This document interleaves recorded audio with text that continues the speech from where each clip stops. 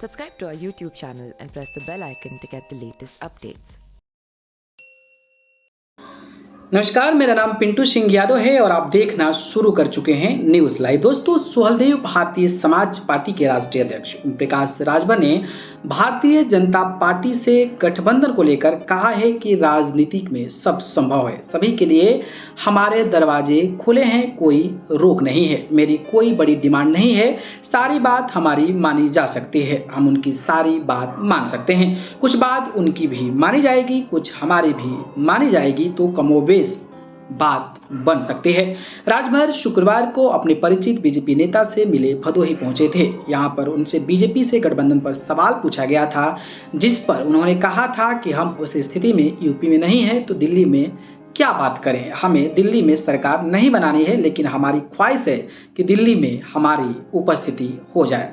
मैंने सीएम को मिलने की कोशिश भी नहीं की। इसके अलावा वाराणसी में सीएम योगी आदित्यनाथ से मुलाकात की चर्चाओं पर राजभर ने कहा है कि हमारी उनसे कोई मुलाकात नहीं हुई।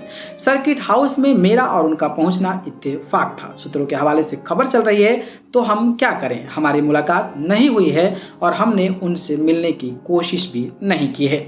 विधायक के भाई रिसेप्शन में गए थे योगी गुरुवार को अपने 2 दिवसीय दौरे पर वाराणसी पहुंचे थे।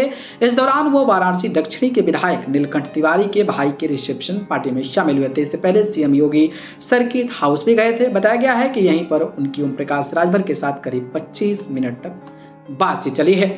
ओम प्रकाश राजभर के बयान से ऐसा लग रहा है कि गठबंधन में उनके लिए सीटों की संख्या मायने रखती है, बस वह सरकार में शामिल रहकर पार्टी को मजबूत करना चाहते हैं। 2017 में राजभर ने भारतीय जनता पार्टी के साथ गठबंधन किया था, हालांकि बाद में गठबंधन टूट गया था। इसके बाद ओम प्रकाश राजभर सपा के साथ चले गए थे, हालांकि वहां से भी उन्हें नाता तोड़ लिया था। लोकसभा चुनाव सामने आते ही एक बार फिर ओम प्रकाश राजभर और बीजेपी नेताओं के बीच नजदीकियां बढ़ना शुरू हो गई है। उत्तर प्रदेश में पिछले दिनों ओम प्रकाश राजभर के बेटे अरुण को शादी की शुभकामनाएं देने के लिए बीजेपी के प्रदेश अध्यक्ष भूपेंद्र चौधरी के अलावा डिप्टी सीएम केशव प्रसाद मौर्य, कृषि मंत्री सूर्य प्रताप शाही, जल संसाधन मंत्री स्वतंत्र देव सिंह और खेल मंत्री गिरीश चंद्र यादव, बलिया सांसद वीरेंद्र सिंह मस्त समेत कई अन्य बीजेपी विधायक पहुंचे थे। पीएम नरेंद्र मोदी ने भी उन्हें बधाई संदेश भेजा था। मई में जब डिप्टी सीएम ब्रजेश पाठक अमेठी दौरे पर गए थे, तब उनसे मीडिया ने पूछा था कि क्या बीजेपी लोकसभा चुनाव से पहले सुभाषपा के साथ गठबंधन करेगी, तो इस पर उन्होंने कहा था कि यह तो समय ही बताएगा,